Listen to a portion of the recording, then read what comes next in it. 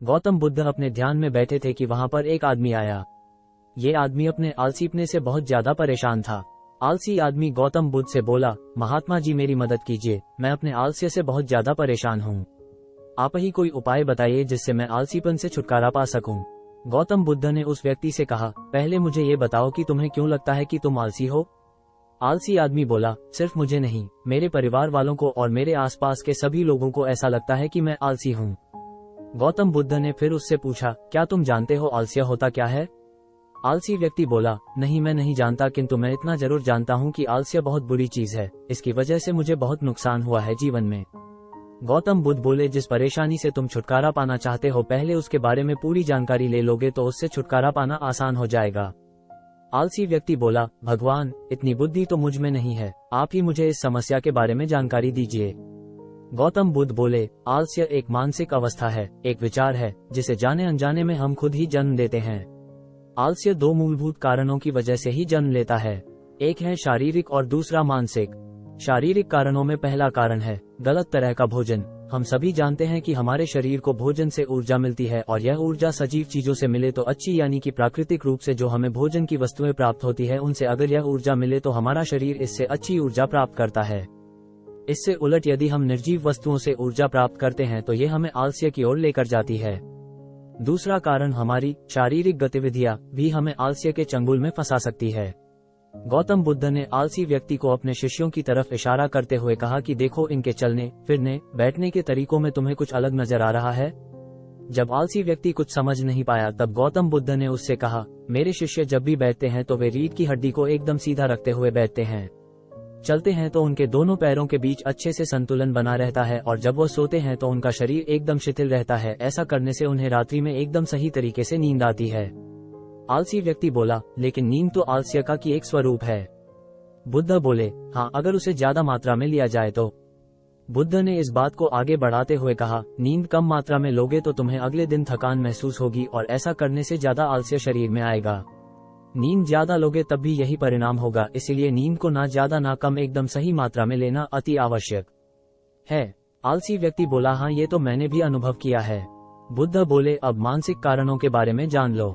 मानसिक कारणों में सबसे पहले हैं हमारी पुरानी गलत धारणाएं। अक्सर ऐसा होता है कि हम पहले जिन कामों में असफल हो चुके हैं हमारे अंदर ऐसी भावनाएं बन जाती है कि हम उस काम में हमेशा असफल होते रहेंगे, जिस वजह से हमें उस काम को करने में आलस आता है। ऐसी धारणाओं से छुटकारा पाने का एकमात्र उपाय यह है कि हमें अपने मन को ये समझाना चाहिए कि पिछली बार हम जब उस काम में असफल हुए थे तो हम उसके बारे में जितना जानते थे अब हम उस काम के बारे में उससे ज्यादा जानते हैं, क्योंकि असफल होने के बाद हम उससे काफी कुछ सीखे भी है। बुद्ध बोले, दूसरा कारण है आलसी और कामचोर लोगों की संगत। कई बार ऐसा होता है कि हम आलसी नहीं होते मगर जिनके साथ हम रहते हैं हम उन जैसे बनने लगते हैं। इससे छुटकारा पाने का उपाय बहुत सरल है, कामचोर और आलसी व्यक्तियों से दूर रहो। ऐसे व्यक्तियों की संगत में रहो जो अपने काम को बड़ी लगन से करते हैं और तुम्हें कुछ सिखा पाए। गौतम बुद्ध ने तीसरा कारण बताते हुए कहा, ये कारण आलस्य के लिए सबसे बड़ा कारण है, काम को कल पर टालते रहना। ये कारण इतना शक्तिशाली है कि किसी भी व्यक्ति को बर्बाद कर सकता है। इससे बचने का सबसे आसान उपाय यह है कि जो काम जितनी जल्दी संभव हो उतनी जल्दी कर दिया जाए। गौतम बुद्ध ने आलसी व्यक्ति से एक सवाल पूछा, मान लो तुम किसी रेगिस्तान में फंस गए हो और तुम्हें प्यास लगी है तो तुम क्या करोगे। आलसी व्यक्ति बोला, मैं जल्दी ही रेगिस्तान के आसपास कोई गांव की तलाश करूंगा या ऐसी जगह की तलाश करूंगा जहां पर मुझे पानी मिल सके।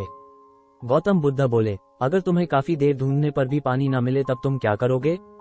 आलसी व्यक्ति बोला, मैं तब भी अपनी तलाश जारी रखूंगा, क्योंकि ऐसी परिस्थिति में मेरे पास कोई और दूसरा विकल्प तो होगा ही नहीं। गौतम बुद्ध बोले, बिल्कुल सही, और यही है मानसिक स्तर पर आलस्य का चौथा कारण, किसी भी निश्चित लक्ष्य का ना होना। ये भी आलस की ओर लेकर जाता है।